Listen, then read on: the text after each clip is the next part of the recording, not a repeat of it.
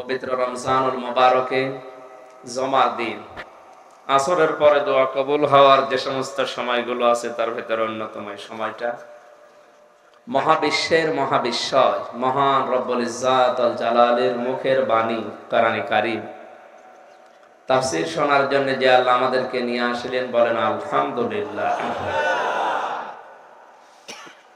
নবীজি বলেন মান ক্বালা বিহি সাদাকা, যারা কোরআন দিয়ে কথা বলে এরা সত্য কথা বলে। সুতরাং এখন থেকে মরণ পর্যন্ত কথা শুনতে হলে কোরআনের কথা শোনা লাগবে। হ্যাঁ, এখানে আরেকটা শিক্ষা আছে। কথা তো কোরআন দিয়েই এদেশে যারাই বলছে, ইসলামী দল যারা নাম নিয়েছে কথা বললে কি দিয়ে বলে? কথা বললেন না? আমার তাহেরি ভাই কি দিয়ে কথা বলে বলেন তো? যেভাবে নাচে, এ নাচও তো কোরআনে আছে নাকি? 48,000 পীরের দরবার এই দেশে, সরকারি জরিপে সব দরবার থেকে কিসের কথা আসে বলেন? এটা ঢাকা জেলা, এর পাশে মানিকগঞ্জ না, গাজীপুর, মানিকগঞ্জ, এরপর একটা জেলা আছে, আমি নাম নাই নিলাম, দরকার নেই ওই জেলার নাম নেওয়া, না নদীর ওপারে, ও জেলার নাম বলা যাবে না। ও জেলায় আল্লাহর ওলিরা আছে। এখন মানুষজন ওখানে যায় আল্লাহকে পাওয়ার জন্য। আমি আসরের নামাজ পড়লাম, পড়ার পরে ইমাম সাহেব দেখি ঘুরে বসে বলছে ইয়া আইয়ুহাল্লাযীনা আমানু ইত্তাকুল্লাহ ওয়াবতাগু ইলাইহিল ওয়াসিলা, হে ঈমানদারেরা আল্লাহকে ভয় করো আর আল্লাহ পর্যন্ত পৌঁছাতে ওসিলা তালাশ করো। আর ওসিলা এই যে এখানে যে শুয়ে আছে এই আল্লাহ। এই আয়াতের কি তাফসীর ব্যাখ্যা কিছু হয়েছে? অথচ সামনে যারা আছে সব কিন্তু বলছে সুবহানাল্লাহ। না, ওখানে যাওয়া লাগে এইভাবে করি, আবার আসাও লাগে এইভাবে করি। আমি যে এভাবে আসি নাই, আমারা বলছে তাড়াতাড়ি ঘরের, কেন নবীর রওজা ঘুরিয়ে আসলাম, এভাবে আসা লাগলো না তো? আমার এমন একটা বাংলা কথা বলল, বলছে ওটা তবের নবী, এটা আমাদের নবী। ওর ঈমান আছে না গেছে? চলে গেছে। বাস্তবে এখানে তাকান তো, এই যে কাজ কারবার গুলো ওরা কোরআনের আয়াত পড়েই কিন্তু মানুষকে ওয়াজ করছে যে এখানে যিনি আছেন তার ওসিলা দিয়ে আল্লাহর কাছে পৌঁছাতে হবে। অথচ ওসিলা শব্দের ব্যাখ্যা আমি তাফসিরে পেয়েছি দুইটা। ওসিলা মানে জীবনের নেক কাজ। ওসিলা মানে কি? আপনি যদি কোনো দোয়া করতে চান জীবনের আল্লাহর কাছে নেক কাজ যেটা করেছিলেন আল্লাহর ভয়ে, ওই নেক কাজের ওসিলা দিয়ে দোয়া করতে পারেন। পাহাড়ের ভেতরে যে 3 জন আটক ছিল, তারা যে দোয়া করেছিল জীবনের নেক কাজ দিয়ে, এটা আমরা জানি না? তাই আপনি নবীজির হাদিস থেকে নেবেন। উনি যে পীর সাহেবের ওসিলা দিচ্ছে, কোথায় পেয়েছেন মরা মানুষের ওসিলা দিয়া? আপনার জীবনের নেক কাজ যেটা আল্লাহর জন্য করেছিলেন ওইটার ওসিলা দিন, দোয়া কবুল হবে। 2 নম্বরে ওসিলা মানে নবীর সম্মান। কার সম্মান? বিশ্ব নবীর সম্মান। এই শব্দ দিয়ে আপনি দোয়া করেন। এজন্য আজানের পরে যে দোয়া পড়া হয় ওয়াবতাগু ইলাইহিল ওয়াসিলা, কিয়ামতের ময়দানে একটা জায়গা থাকবে, সেই জায়গার নামই হবে ওসিলা, সম্মানিত জায়গা। তা আমাদের বোঝানোর বিষয় ছিল, নবীজি বললেন কোরআন দিয়ে কথা বললে তারা সত্য কথা বলে, আর আমরাও শুনছি সবাই কোরআন দিয়েই বলছে। সবার কথা কি সত্য না? এটা বোঝার জন্য আপনার ক্ষমতা থাকা লাগবে। এই জন্যই তো কোরআনের প্রথম শব্দ ফরজ, যেটা পড়ো। রোজার ফরজ আল্লাহ আগে দেয়নি, নামাজের ফরজ আগে দেয়নি, আগে দিয়েছে কিসের ফরজ? বলেন বলেন। পড়তে হবে আপনাকে।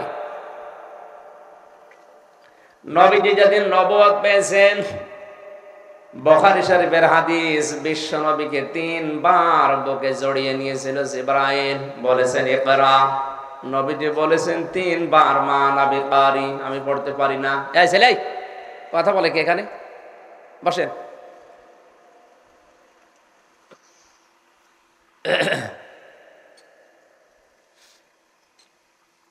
চতুর্থবার যখন তাকে চাপ দিয়ে ধরে বলেছেন ইকরা বিইসমি রাব্বিকাল্লাযী খালাক, বিশ্বনবী এবার 5টা আয়াত নবীজি জিবরাইলের সাথে পড়েছিলেন। এ হাদিস আমাদের জানা নেই। এ পর্যন্ত তো জানেন যে 5টা আয়াত পর পর পড়লেন নাকি?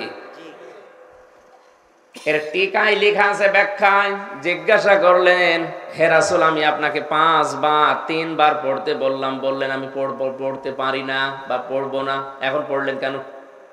নবীজি ওই মুহূর্তে জবাব দিয়েছিলেন, জিবরাইল তুমি বারবার পড়ছিলে পড়ো পড়ো পড়ো, আমি কি পড়বো?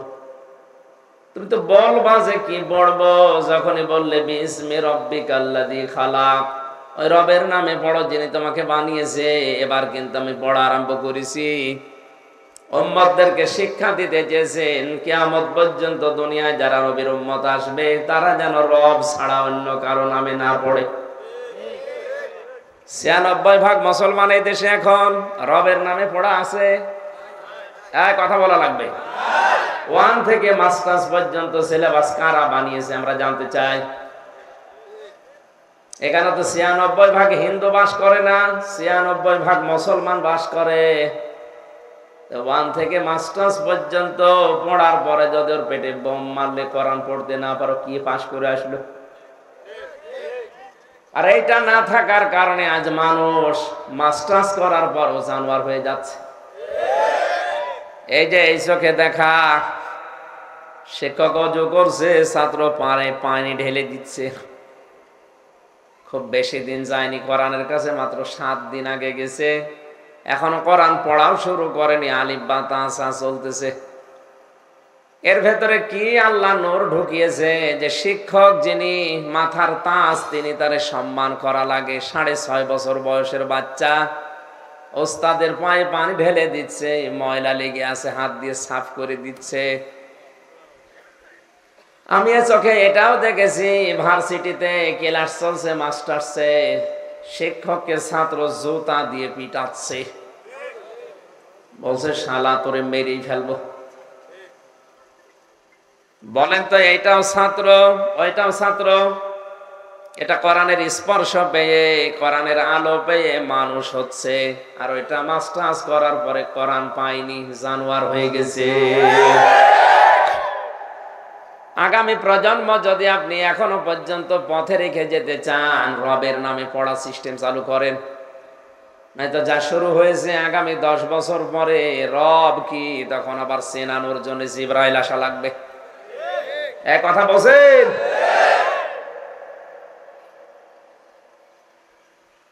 এজন্য প্রথম ফরজ যেহেতু পড়ো, ইকরা শব্দের ব্যাখ্যায় আমি পেয়েছি ইকরা মানে পড়ো, ইকরা মানে বোঝো, ইকরা মানে নিজে মানো, ইকরা মানে মানুষকে মানানোর পদ্ধতি, পরিবেশ তৈরি করে দাও। কোরআন পড়ার ব্যাপারে 3টা শব্দ আমার নজরে এসেছে, কারা, রাতালা, আত-তালাওয়া। অবিধান বেত্তা যারা, তারা লিখেছে 3টা শব্দের ব্যাখ্যা, পড়ো, বোঝো, নিজে মানো, আর মানুষকে মানানোর পরিবেশ তৈরি করে দাও। যতদিন আপনি কোরআন পড়বেন, বুঝবেন, নিজে কম বেশি মানবেন, তাম দুনিয়া খুঁজে দেখবেন আপনার সেরকম শত্রু নেই। 4 নাম্বার যে হক শর্ত, যেটা আমি শুধু নিজেই মানবো তা না, আমি মানুষকে মানাবো, এ কথা বলতে গেলেই বিশ্ব নবীর মতো আপনাকে ছেলে যাওয়া লাগতে পারে।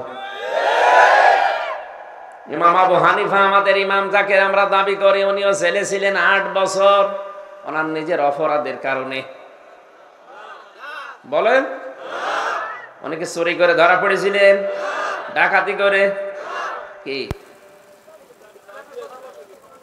বোঝা লাগবে এই কথা থেকে। ওনাকে যত মানুষের পৃথিবীতে আমরা দেখতে পাচ্ছি যারা বলেছে আমরা কোরআন পড়ি, আমি বুঝি, আমি মানি, শুধু এ পর্যন্ত না, আমি মানুষকে মানাতে চাই।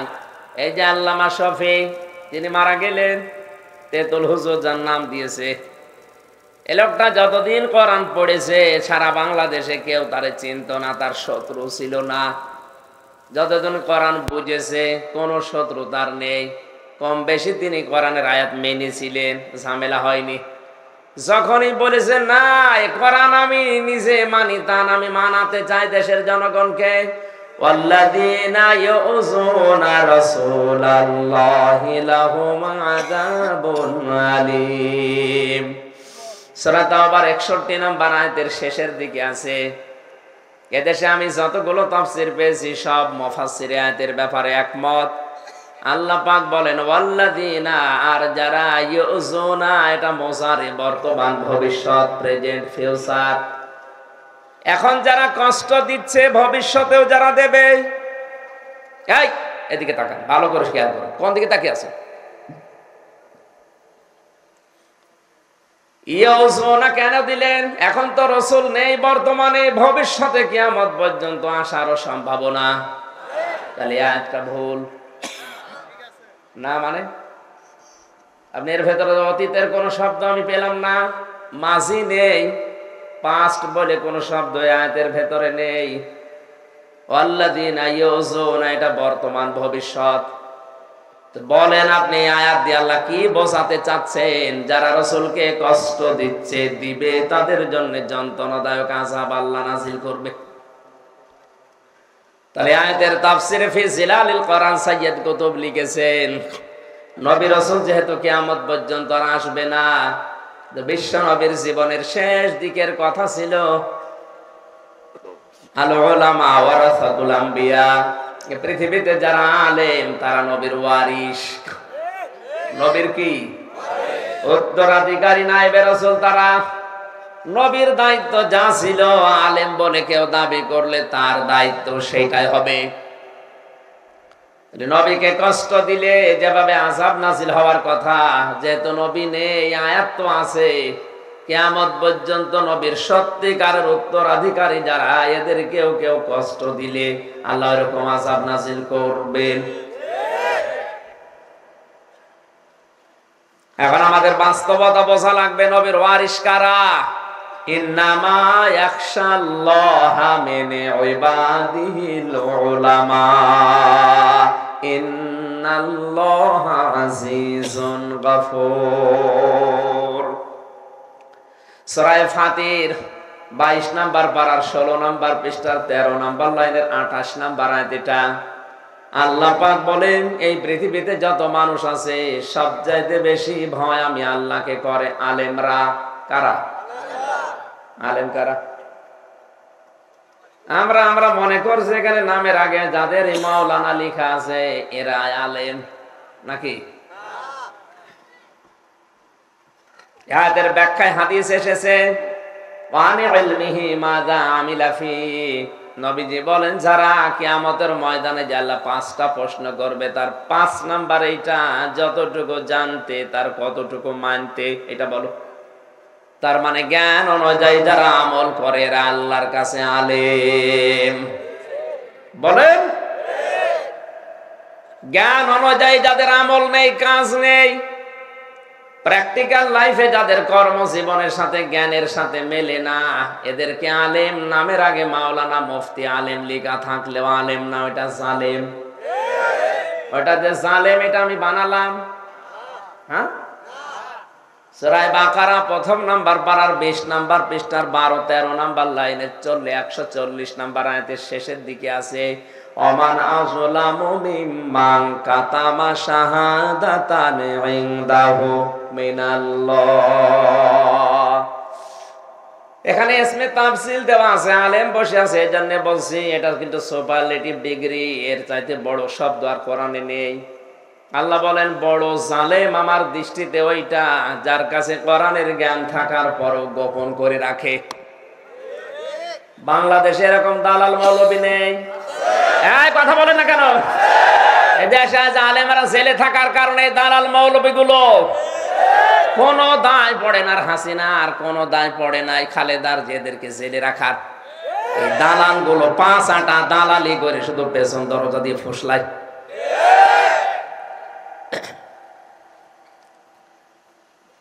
সঠিক কথাটা বলতে গিয়ে বলে আমাদের বিরুদ্ধে বলছে, তোমার মুখ থেকে, জেলখানা থেকে আমি শুনে এসেছি। যারা জেলে আছে 76 জন কওমি মাদ্রাসার আলেম ছিলাম এক জায়গায়, সবার এক বাক্যে আমরা জেলে থাকতাম না ওই দালাল গুলোর কারণে আছে। আর বলতে গেলে বলে হ্যাঁ আমাদের বিরুদ্ধে, তোর বিরুদ্ধে তোর আমি চিনি। তোমাদের কাছ থেকে এই কথাটা শুনে আসলাম, আর বলতে গেলে আমার উপরে তোমার রাগ কেন? আসল রাগ তো হওয়া দরকার যারা বলিছে এটা তাদের উপরে। এই আয়াত অনুযায়ী আলেম কারা তাহলে? দুনিয়াতে যারা তাদের জ্ঞান অনুযায়ী তাদের এলেম অনুযায়ী আমল করবে, আর পৃথিবীতে আমরা জানি জ্ঞানের উপরে সব চাইতে বেশি আমল করেছে নবীরা। এ কথার সাথে একমত আছেন তো? নবীরা সব চাইতে বেশি আমল করে নাই? তাকান নবীদের দিকে, ইয়া হাসরাতান আলাল ইবাদ মা ইয়াতিহিম মির রাসূলিন ইল্লা কানু বিহি ইস্তাহজিউন। সূরা ইয়াসিনের 30 নম্বর আয়াতে আল্লাহ বলেন, আমার বান্দাদের জন্য আফসোস, আক্ষেপ, এমন কোন নবী রাসূল পাঠালাম না যার সাথে সমসাময়িক মানুষেরা ঠাট্টা করে নাই, বিদ্রোহ করে নাই, উপহাস করে নাই। নবীদের চরিত্র খারাপ ছিল? মানুষের মেয়ের দিকে তাকিয়ে থাকতো? ঘর ভেঙে দিত? কোন কারণে তাদের উপর ঠাট্টা বিদ্রোহ আপনার একটু মনে হয় না? পৃথিবীতে বহু নবীর জীবনী পড়ে দেখেছি, তাদের নাম জাতির লোকেরা পাল্টিয়ে পর্যন্ত দিয়েছে। ইহুদিরা মুসা নবীর নাম পাল্টিয়ে দিয়েছে জোসেফ, খ্রিস্টানরা ঈসা নবীর নাম পাল্টিয়ে দিয়েছে যিশু। পৃথিবীতে মুসলিম বিজ্ঞানী ছিল আল ক্যামি, তার নাম পাল্টিয়ে দিয়েছে কেমিস্ট্রি। ইব্রাহিম নবীর নাম ওরা পাল্টিয়ে দিয়েছে আব্রাহাম। হযরতে জাবির রাদিয়াল্লাহু তাআলা আনহু, বিরাট মাপের সাহাবী, তার নামও পাল্টিয়ে বানিয়েছে আল জাবরা। আমার নামও পাল্টিয়ে দিয়েছে পিসকে হুজুর।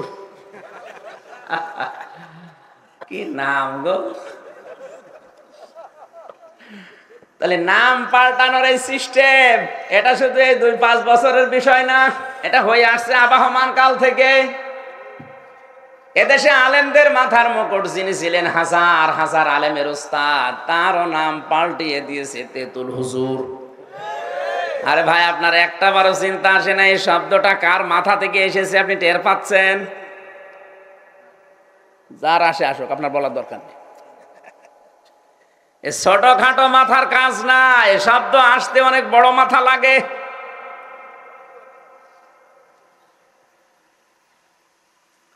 এজন্য নাম পাল্টিয়ে দেওয়া, ওয়ালা তানাবাযু বিল আলকাব বিইসাল ইসমুল ফুসুক বা'দাল ঈমান ওয়া মান লাম ইয়াতুব ফাউলাইকা হুমুজ যালিমুন।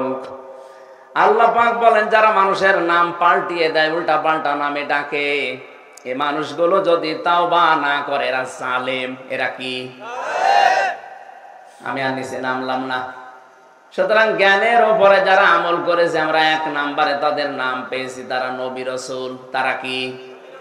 এদের যারাই সত্যিকারের অনুসারী হবে, উত্তরাধিকারী হবে, বুঝবেন এই মানুষগুলো সত্যিকারের আলেম।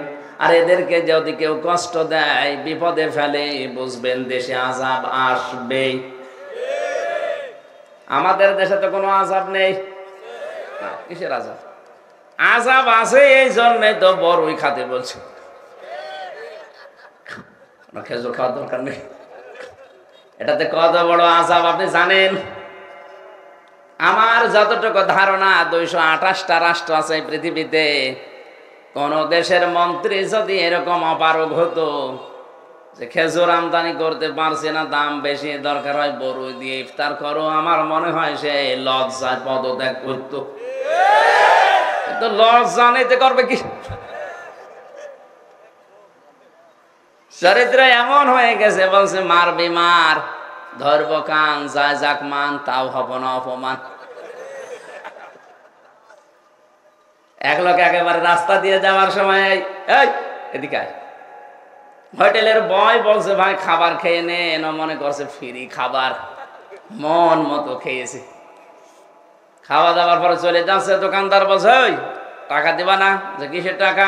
আমি তো চলে যাচ্ছিলাম, আপনার বয় তো আমারে ডাক দিয়ে খাওয়াইয়েছে, যে টাকা যদি না দাও আমার ব্যবসা লাটে উঠবে, লস হবে, টাকা তোমারে দেওয়া লাগবে। না, আমি টাকা দেবো না। কি করবেন করেন, টাকা যদি না দাও তাহলে 100 বার কান ধরে উঠবস করো। করেছে। আচ্ছা, কি অপমান মনে হয়? কিসের অপমান? আমরা ব্যায়াম হচ্ছে। আচ্ছা, এভাবে হবে না তোরে। জুতার মালা দিয়েছে, দিয়ে পুরা শহর ঘোরাচ্ছে। এই এবার অপমান মনে হয়? কিসের অপমান? আমার তো দাম বাড়ছে, পরিস্থিতি বাড়ছে, আপনি যা করবেন করেন, আমি টাকা দিতে পারবো না। আমার এই ছোট্ট একটা নাটিকা থেকে আমার মনে হয় এদেশের অনেকের চরিত্র এখন এই মরিয়ে যাবে, তাও চেয়ার ছাড়বে না। অত জোরে বলার দরকার নেই ভাই, দিনকাল ভালো না, আস্তে আস্তে বলবো। আমি যে কথাটা শুরু করেছিলাম, তাহলে আলেম আল্লাহর দৃষ্টিতে তারা যে মানুষগুলো তাদের জ্ঞানের উপরে আমল করে।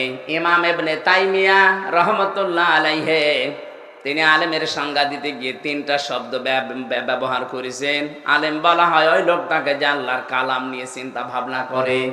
ও বাংলার মুসলমানেরা বলেন তো, এদেশে আল্লাহর কোরআনের চিন্তা ভাবনা করা মানুষ বেশি না কম? নেই, কম মানে কি করে মানুষকে বাঁশ দেওয়া লাগবে এই চিন্তায় আছে। আমার মনে হয় এইসব চিন্তা বাদ দিয়ে দেশের আলেমরা যদি আজ একটু চিন্তা করতো, দেখি কোরআন থেকে নতুন কোন তথ্য বের করা যায় কিনা, এদেশে আমরা সাধারণ মানুষ অনেক কিছু পেতাম। আর শিরক বেদাত দিয়ে দেশ ভরে যাচ্ছে। এখনো পর্যন্ত যদি টনক না নড়ে, কালকে বেদাত আপনার ঘরে ঢুকবে। দ্বিতীয় নম্বরে আলেম ওই লোকটা যে আল্লাহর ইবাদতে নিজেকে ব্রত করে। 3 নম্বরে আলেম ওই লোকটা যে লোকটা সমর্থ থাকার পরও আল্লাহর গুনার কাছ থেকে নিজেকে বিরত রাখে। সুযোগ সুবিধা সব পজিশন ঠিক আছে, কিন্তু আল্লাহর ভয়ে যারা নিজেকে বিরত রাখবে গুনার কাছ থেকে, এরা আল্লাহর কাছে আলেম। আলেমের সংজ্ঞা বললাম কয়টা? আল্লাহ আমাদেরকে এই সংজ্ঞা অনুযায়ী আলেম হওয়ার তৌফিক দাও, বলেন আমিন। দরুদ আর সালাম পড়ছে আমাদের নবী মুহাম্মদুর রাসূলুল্লাহ সাল্লাল্লাহু আলাইহি ওয়াসাল্লামের প্রতি। যারা আনিত আদর্শ পেয়ে আমরা খুশি না বেজার? না, এখানে কয়জন বললেন নবীর আদর্শ পেয়ে আমরা খুশি না বেজার? এখানে যারা আমরা আছি, আমরা জানি অজু করলে অজু ভেঙে যায় 7টা কারণে, নামাজ পড়লে নামাজ ভেঙে যায় 19টা কারণে, না জানেন না? রোজা রাখলে রোজা ভেঙে যায়, হজ করলেও হজ ভেঙে যায়, যাকাত দিলেও যাকাতও ভেঙে যায়, আমল করলে আমলও ভেঙে যায়। পৃথিবীর প্রতিটি জিনিস ভেঙে নষ্ট হয়ে যাওয়ার কিছু না কিছু কারণ আছে হাদিসে কোরআনে। ঈমান যদি কেউ আনে, ঈমানও ভেঙে যায় 10টা কারণে। কয়টা? তার 4 নাম্বার কারণ ঈমান ভেঙে যায় ওই মানুষের যার কাছে বিশ্ব নবী বাদ দিয়ে অন্য কেউ আদর্শ উত্তম হয়ে দাঁড়িয়েছে। বাংলার মুসলমানের আবার নিজের দিকে তাকিয়ে বলেন তো, এদেশের 100 জনের 85 জন আল্লাহর নবীকে আদর্শ হিসাবে মানে না। এটা আমি বানালাম। জানুয়ারি মাসে জরিপ বের হয়, আপনি খোঁজ করে দেখবেন। এদেশের 100 জনের মাত্র 15 জন মনে প্রাণে বিশ্ব নবীকে একমাত্র আদর্শ মানে, আর বাকি 85 জন আছে তা না নাই। 7টা কারণে অজু ভেঙে গেলে আপনার ওই অজু দিয়ে যেমন নামাজ হয় না, 10টা কারণে ঈমান ভেঙে যায়, ওই ঈমান দিয়ে জান্নাতে যাওয়া যাবে না। আমি 10টা না বলে একটা বলেছি মাত্র, 4 নাম্বারটা, যে মানুষের এই পৃথিবীতে বিশ্ব নবী বাদ দিয়ে অন্য কারো আদর্শ ভালো লাগে, বুঝবেন তার ঈমান ভেঙে গেছে। আমি নাম নিলাম না, এদেশে আছে না নেই? আছে মানে আমরাই আছে মানে। সূরা মায়েদা থেকে 55 নাম্বার একটা আয়াত পড়েছি। তাফসীরুল কোরআন মাহফিল লিখে দিয়েছেন, এজন্য তাফসীর আকারে কথা বলবো ইনশাআল্লাহ। জবান খুলে কোরআনের এই সোনালী আয়াত একবার যাদের মুখস্থ আছে পড়েন আমার সাথে। আউযু বিল্লাহি মিনাশ শাইতানির রাজিম। বিসমিল্লাহির রহমানির রহিম। ইন্নামা ওয়ালিয়্যুকুমুল্লাহু ওয়া রাসূলুহু। আমি তো তেলাওয়াত করেছি সূরা বাকারার 201 নম্বর আয়াত। আমিনহুম মান ইয়াকুলু রব্বানা আতিনা ফিদ দুনিয়া হাসানা। এই আয়াতটা আমার জন্মের পর থেকে আমরা মোনাজাতে পড়ি। কাবা শরীফ তাওয়াফ করতে গিয়ে দেখি রুকনে ইয়ামিনী থেকে হজরে আসওয়াদ এই জায়গাটা মানুষ পার হচ্ছে আর এই আয়াতটা পড়ছে। আমি ওই সময় বুঝি নাই, সে 16 সালের শেষের দিকে এত মানুষে আয়াতটা কেন পড়ে। সারা বাংলাদেশের বিভিন্ন জেলাতে নামাজ পড়লে দেখি সালাম ফিরিয়ে আল্লাহুম্মা আমিন রব্বানা আতিনা ফিদ দুনিয়া হাসানা। কি বলেন আপনি এর ভেতরে? কোনদিন চিন্তা ভাবনা আসে না যে আমি কি বললাম। সারা জীবন তো বলে যাচ্ছি রব্বানা আতিনা ফিদ দুনিয়া হাসানা। কি এটা? একটা বারের জন্য যদি বুঝতেন যে আল্লাহ হাসানার ভেতরে কি দিতে চেয়েছেন, আপনি পাওয়ার জন্য পাগল হয়ে যেতেন। কারণ এটা কাবা শরীফে এসে আমি হুড়োহুড়ি করতে দেখেছি মানুষকে, সবার মুখে আয়াত রব্বানা আতিনা ফিদ দুনিয়া হাসানা। হে আল্লাহ, তুমি আমাদেরকে দুনিয়ার হাসানা দাও। কোন জায়গায়? হাসানার জায়গায় জের দিলে হয়ে যায় হাসিনা। কি? রব্বানা আতিনা ফিদ দুনিয়া হাসিনা। আল্লাহ বছর দিয়ে দিলাম, এই জন্য 15 বছর আমরা পেয়েছি। অবশ্য আলহামদুলিল্লাহ। না না, হাসিনা মানে সুন্দরী আর হাসানা মানে কল্যাণ। আপনি আল্লাহর কাছে হাসিনা চাননি, চেয়েছেন হাসানা। কি চেয়েছেন? রব্বানা, হে আমাদের প্রতিপালক, আতিনা, আমাদেরকে দেন, দান করেন, ফিদ দুনিয়া হাসানা, দুনিয়ার হাসানা, কল্যাণ, শান্তি, স্বস্তি, নিরাপত্তা। 99টা অর্থ আছে হাসানার। এবার আসেন আমরা একটা একটা করে তাফসিরে মিলাই। মানুষ যখন বলে আল্লাহ আমাকে দুনিয়ার হাসানা দাও, কোরআনে আমার আল্লাহ বলেন দুনিয়ার হাসানা 10টা। কয়টা? আপনি যদি দোয়া করার পরে এই 10টা জিনিস দুনিয়ার জীবনে পেয়ে যান, বুঝবেন আপনার দোয়া কবুল হয়ে গেছে। আর সারা জীবন দোয়া করিয়ে যাচ্ছেন, এই 10টার একটাও পাননি, আপনি বিশ্বাস করতে পারেন আপনার দোয়া মাঠে মারা যাচ্ছে।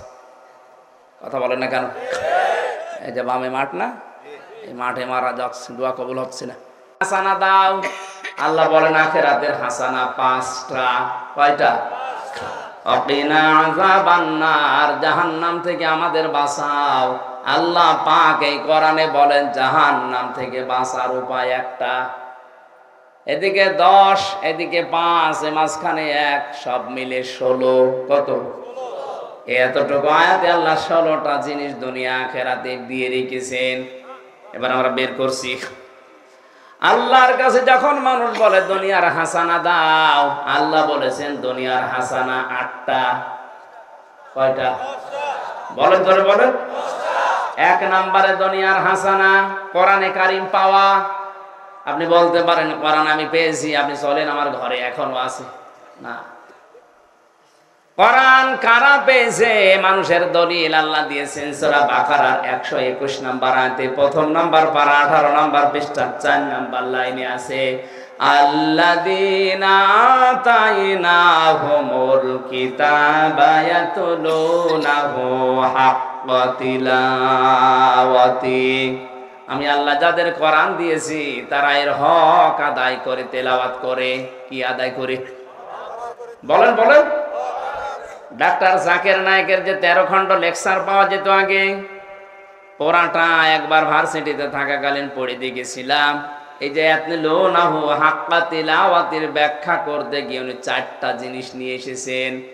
কেউ যদি বলে আমি পড়তে চাই, যে কোনো বিষয় পড়তে হলে 4টা হক লাগে ওই পড়ার। কয়টা? যে কোনো বই যদি পড়েন, যে কোনো বিষয় পড়তে হলে আপনাকে এটা শুদ্ধ করে পড়া লাগবে, না অর্থ পাল্টিয়ে যাবে। কথা বুঝতেছেন? দ্বিতীয় নম্বরে ওটা আপনাকে বোঝা লাগবে। কুষ্টিয়ার ভার্সিটিতে থাকাকালীন কুষ্টিয়ায় একটা ছেলে আমার কাছে পড়তো, ছোট, ওরে আমি পড়াতাম সকালে, যে আমাদের ছোট নদী চলে বাঁকে বাঁকে। আমার কাছে একদিন বলছে হুজুর দাঁড়ান, আমাদের ময়াকার দয়েকার র 4টা অক্ষর লাগে লিখতে, 3টা হলে হবে না কেন? আমি জানি না। না, আমি আপনার কাছে পড়বো না। আপনি যদি আমাদের লিখতে 4টা অক্ষর লাগে, কেন 3টা হলে হবে না? আপনি বলতে পারছেন না আমি এ পড়া পড়বো না, আগে বলেন কেন লাগে, এরপরে আমাদের ছোট নদী বলবো, তাছাড়া বলবো না। অথচ এখনো দুধ ছাড়েনি। এতটুকু বাচ্চা যদি এক লাইনের প্রথম শব্দ পড়ার পরে দ্বিতীয় শব্দে যেতে না চায়, কি হয়েছে আপনার? বুড়ো হয়ে গেলেন, আজ পর্যন্ত কোরআনে কারীম অনেকে পড়তে পারে, কিন্তু আল্লাহ যে কি বলতে চায় বোঝে না, এরকম মানুষ নেই। আপনি তো হক আদায় করতে পারছেন না, কোরআন আপনার কাছে আছে এই কথা আপনি বলতে পারেন না, কারণ এটা 1 নম্বরের শর্ত, আপনাকে পড়তে হবে শুদ্ধ করে।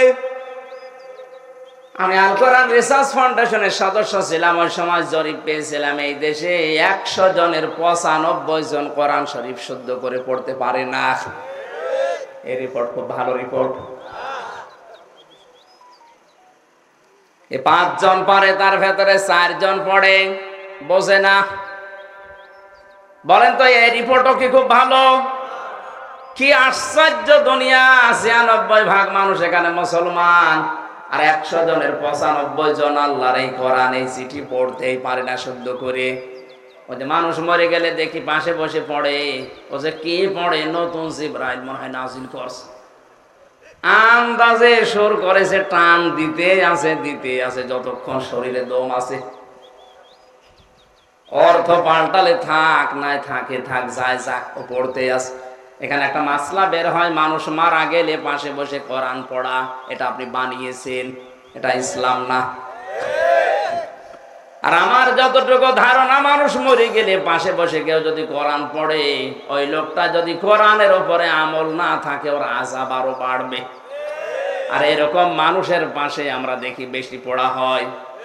সারা জীবন সুদের ব্যবসা করেছে, ওর সাইডে 10 জন হাফেজ নিয়ে বলছে আমার বাপ মরে গেছে পড়েন। ও হাফেজ সাহেব বলছে লা তাকুলুর রিবা আদাফা মুদাফা, যে চক্রবৃদ্ধি হারে সুদ খেয়েও না। ও তো সারা জীবন ওইভাবে সুদ খেয়েছে। এক কথা বলছে। অনেকে চালাকি করে টাকাগুলো সব ব্যাংকে রেখে সুদের টাকা নিজের নামে তাও রাখে না, রাখে বোর নামে। আমার বাড়ি কুষ্টিয়া থানাপাড়ায়, বড় বাজারে একবার দেখি এক মুরব্বী শুধু বসে বসে, কি চাচা কোনো কাজ কাম নেই, সব সময় দেখি বসে থাকেন, যে না কোনো কাজ করি না। খান কি? আপনি তো শহরে থাকেন, টাকা লাগে, কোথায় পান? আচ্ছা, বাবার জমি ছিল, চড়া দামে বিক্রি করে ব্যাংকে রেখে দিয়েছি, ওখান থেকে টাকা আসে, লাভ, ওইটা তুলি খায়, আর আমি আল্লাহ আল্লাহ করি। আপনি যা আল্লাহ আল্লাহ করছেন, যে সুদের টাকা খেলে গোনা হয় জানেন না? তো জানি, টাকা তো আমার নামে রাখেনি, চালাকি করে আমি রেখেছি তোমার চাষির নামে। যদি গোনা হয় ওই মহিলার হবে, আমার কোনো অসুবিধা নেই। এরপরেও যদি ধরা খেয়ে যায়, এই যে জিকির করছি, এই জিকির আর ওই গোনা কাটাকাটি, মাঝখানে জান্নাতে যাবো ফাও। আপনি হাসেন, এরকম ধান্দায় যারা আছে, সারা জীবন সুদের ব্যবসা, ঘুষের কারবার করে মরে গেল, আর তার ছেলে আপনাকে 2000 টাকা দিয়ে এনে বলছে কোরআন পড়েন। আরে বেটা, আপনার আযাব তো আরো বাড়বে, আপনার বাপের আযাব। মরবার সময় ফেরেশতা আসে না, ওই এসে বলবে এই বেটা কি পড়ে হাফেজ সাহেব, তোর জীবন এটা ছিল, তুই তো চক্রবৃদ্ধি হারে সুদখোর। তখন আমার মনে হয় পাগলকে যদি বলা হয় ভাই নৌকা নাড়াবি না, ও বলে আমার মনে ছিল না। ফেরেশতা বলবে আমাদের তো মনে ছিল না, এই আয়াত পড়ে পড়ে আমাদের মনে করিয়ে দিছে, দে মুগুর। শুদ্ধ করে পড়া শিখতে হবে আপনাকে। 2 নম্বর, আপনাকে এটা বুঝতে হবে, কোরআন বোঝা খুব কঠিন বিষয় না। ওয়ালাকাদ ইয়াসসারনাল কুরআনা লিযিকরি ফাহাল মিন মুদ্দাকির। এই কোরআন আমি সহজ করে দিয়েছি শেখার জন্য, উপদেশ নেওয়ার জন্য। কেউ আসো কি এমন? আল্লাহ আফসোস করছেন, ঢাকাবাসী আল্লাহর এই আফসোস আপনারা থাকতে দেবেন। রমজানুল মোবারকে কোরআন নাজিলের মাসে আজকে সিদ্ধান্ত নিয়ে যান, যতদিন কোরআন শিখতে না পারি আমি মরব না। আপনি তো মরবেনই, কোরআন শেখা অবস্থায় মরলে আপনি তালেবে ইলম হয়ে মরলেন। আর তালেবে ইলমের কোনো হিসাব নেই। সুবহানাল্লাহ বলতে পারেন না? তাহলে এই সুযোগটা আজকের দিন থেকে কাজে লাগাবেন। শিখতে শিখতে যদি মারা যান, তালেবে ইলম আপনি না শিখতে পারলেও আপনার আর অসুবিধা নেই। কেউ যদি বুড়ো বয়সে শিখতে চায়, যদি উচ্চারণ হতে না চায়, নবীজি বলেন ওর ডবল সওয়াব হবে। আশা করছি রমজানুল মোবারকটা কাজে লাগাবেন। 5টা দিন তো চলেই গেল, মাত্র আর 25 দিন আছে। এরপরও যদি কারো বিবেকের দরজায় ধাক্কা না লাগে, আমার মনে হয় ওর কুকুরে পোশাক করেছে বিবেকের উপর। 3 নম্বরে আপনাকে বুঝতে হবে, শুধু বুঝেই শেষ না, যতটুকু বুঝবেন ততটুকু প্র্যাকটিক্যাল লাইফে মিলাবেন। 4 নাম্বার, এটা আমি মানুষকে মানাতে চাই, ওই পরিবেশ তৈরি করে দেব। এমন একটা পরিবেশ কায়েম করব, এমন একটা সমাজ বানাবো যে সমাজে জেনা হবে না, যে সমাজে ঘুষ নেওয়ার লোক পাওয়া যাবে না। কথা বলেন ঠিক কিনা? এ কোরআন দিয়ে আমি এমন একটা সমাজ তৈরি করব যে সমাজে ঢোল পিটিয়ে যাকাত নেওয়ার মানুষ খুঁজে পাওয়া যাবে না। বাংলাদেশের একটা থানার জরিপ আমি পড়েছিলাম, সাতক্ষীরার কলারোয়া, একটা গরিব এলাকা, মাছের ঘের দিয়ে ব্যবসা করে খায় এলাকার মানুষেরা। অথচ ওই এলাকার ব্যাংকে যে টাকা পড়ে আছে, পত্রিকায় জরিপ এসেছিল, ওই টাকা যদি তুলে শুধু যাকাত দেওয়া হয়, আমার মনে হয় ওই থানায় আর গরিব মানুষ পরবর্তী বছরে খুঁজে পাওয়া যাবে না। ও বাংলার মুসলমানেরা, সাতক্ষীরার কলারোয়ার চাইতে ঢাকার উত্তরখানে গরিব মানুষ বেশি। বলেন, এখানেও ব্যাংকে যে টাকা পড়ে আছে, সরকারের দায়িত্ব সারা বাংলাদেশে শুধু ব্যাংকের যাদের টাকা পড়ে আছে, টাকার কোনো কাজ নেই, ওই টাকার যদি যাকাত আদায় করে সঠিকভাবে বন্টন করা হয়, 3 বছরের ভেতরে এই দেশ দারিদ্র মুক্ত হয়ে যাবে। কারণ আল্লাহর বিধান মানতে গেলেই বরকত আসবে। কথা বলেন না কেন? আল্লাহর এই বিধান বাদ দিয়ে যখন সুদের কাজ কারবার চালু করেছে, আল্লাহ বরকত তুলে নিয়েছে, তখন অভাব দেখা দিয়েছে। এজন্য আমাদের উচিত হচ্ছে কোরআন যেন মানুষ মানতে পারে সেই পরিবেশ তৈরি করে দেওয়া। আমি বলছি কোরআন আমি পেয়েছি, কই আমি তো দেখলাম না, কোরআন শুধু ঘরে আছে, আমরা কোরআন এখনো পাইনি। 2 নম্বরে, কোরআন পেলেই হবে না, দুনিয়ার হাসানা, আল্লাহ পাক বলেন কোরআনের হেদায়াত পাওয়া। বাংলাদেশে 100 জনের আমার মনে হয় 98 জন এখন কোরআনের হেদায়েত থেকে বঞ্চিত। মনে মনে করতে পারেন, কই আমি তো পেয়েছি। কে বলিস আপনি কোরআনের হেদায়েত পেয়েছেন? কোরআনের হেদায়েত পাইনি এই যে নরসিংদীর গিরিশচন্দ্র সেন, এ বেটা হিন্দু মানুষ, আমাদের চাইতে কোরআন পড়েছিল বেশি, বুঝেছিল বেশি, লিখেছিল বেশি, ও তাফসীরও লিখেছে, কিন্তু কোরআন থেকে হেদায়েত পায়নি, কারণ ওর মন ছিল না। কি ছিল না? বলেন বলেন। আপনার যদি আজকের আলোচনা থেকে মন তৈরি না হয়, কিছু মানুষ দেখলাম হেঁটে হেঁটে কয়েকজন চলে যাচ্ছে, আমি জানি ওর ঘা লেগেছে। আরে ভাই, কোরআন শরীফ যদি কারো মনের পরিবর্তন ঘটাতে না পারে, ও যেন বিশ্বাস করে নেয় ও জাহান্নামের জন্য তৈরি হয়েছে। এই কথাটা আমি বানালাম। এতে তিরমিজি শরীফের হাদিস, মানিত্তাবাআল হুদা বিগাইরিল কোরআন আদাল্লাহুল্লাহ। এখানে যারা গ্রামার বোঝে জিজ্ঞাসা করেন তো শব্দটার ওজন কত? আদাল্লা ইউদিল্লু বাবে ইফআল। যদি নবী দল্লা শব্দ দিতেন, দল্লা ইয়াদিল্লু, তাহলে বাংলা অর্থ আসতো আপনি নিজেই নিজেকে গোমরাহ বানিয়ে ফেলেছেন। কিন্তু আদাল্লা শব্দের বাংলা অর্থ হবে, যখনই বাবে ফাল থেকে কোনো শব্দ আসবে, বাংলা অর্থ দাঁড়াবে আপনি হয়তো ভালো হওয়ার নিয়তে কোনো জায়গায় গিয়েছিলেন, কিন্তু কোরআন সেখানে ছিল না। এজন্য আল্লাহ নিজে দায়িত্ব নিয়ে আপনাকে গোমরাহ বানিয়ে দেবে। এই হাদিসের বাস্তব প্রমাণ আজ বাংলাদেশ। এই কথা বলা লাগবে।